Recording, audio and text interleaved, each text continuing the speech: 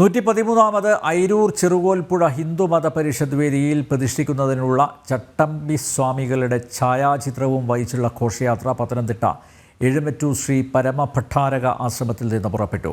കൊട്ടാരക്കര സദാനന്ദപുരം അവധൂതാശ്രമത്തിൽ നിന്ന് പരിഷത്തിന് മുന്നോടിയായി പദയാത്രയും രാവിലെ ആരംഭിച്ചു. ഫെബ്രുവരി 2 മുതൽ 9 വരെയാണ് ഹിന്ദുമത പരിഷത്ത് നടക്കുന്നത്.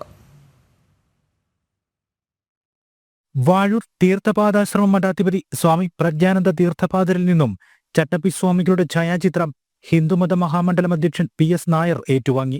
കൊട്ടാരക്കര സദാനന്ദപുരം അവധൂതാശ്രമത്തിൽ നിന്നും പദയാത്രയും രാവിലെ ആരംഭിച്ചു.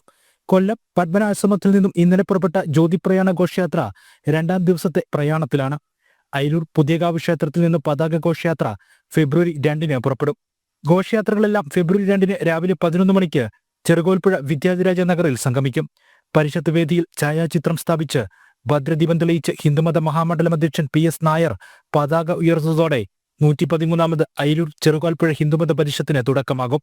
വിവിധ സ്ഥലങ്ങളിൽ വലിയ സ്വീകരണങ്ങളാണ് ഘോഷയാത്രകൾക്ക് ഒരുക്കിയിരിക്കുന്നത്. സ്വീകരണങ്ങൾക്കും പ്രത്യേക വിഭാഗത്തെ നമ്മൾ ചുമതലപ്പെടുത്തിയിട്ടുണ്ട്.